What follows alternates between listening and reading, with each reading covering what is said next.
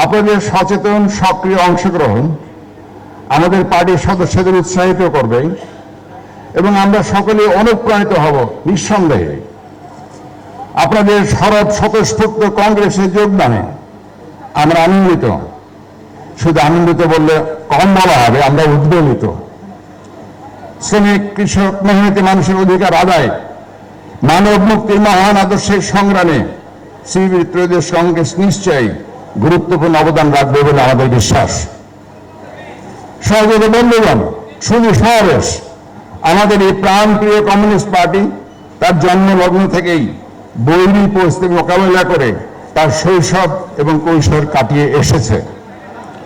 আপনাদের জানা আছে, যেটা ঘোষ কিছুক্ষণ আগে বললেন, যে ব্রিটিশ বিরোধী আন্দোলনে আমাদের পার্টির কমরেড অকাতরে জীবন দিয়েছে যখন আমরা বৈধতাই পাইনি। পাকিস্তান আমলেও আমাদের পার্টি নির্যাতনের শিকার, সেটা আপনারা সবাই জানেন। মাতৃভূমি এবং জনগণের স্বার্থে আমরা জীবনপণ লড়াই করে এসেছি, কখনো কারোর সাথে কোনো স্বৈরাচারীর সঙ্গে আপোষ করিনি।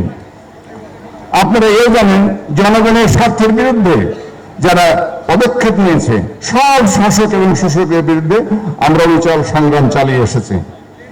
সেই সংগ্রাম এখন অব্যাহত আছে। জেল জুলুম, গুম, খুন কিছুই আমাদের দামাতে পারেনি। দেশের স্বার্থ এবং জনগণের কল্যাণ সাধনে আমরা জন্মলগ্ন থেকেই প্রতিশ্রুতিবদ্ধ। সেই প্রতিশ্রুতি আমাদের হৃদয়ে প্রতিটি স্পন্দনে অনবরত রয়েছে আমৃত্যু। ত্রয়োদশ কংগ্রেস এবং পরবর্তী পথ চলাই সেই প্রেরণা জাগরুক থাকুক। আসুন আসুন আপনাদের সবাইকে আমন্ত্রণ, আমরা সবাই মিলে হতদরিদ্র মেহনতি মানুষের সার্বিক কল্যাণ সাধনে নতুন উদ্যোগ নেই, নতুন নতুন উদ্যমে সমন্বিত ও সম্মিলিতভাবে আত্মনিয়োগ করি।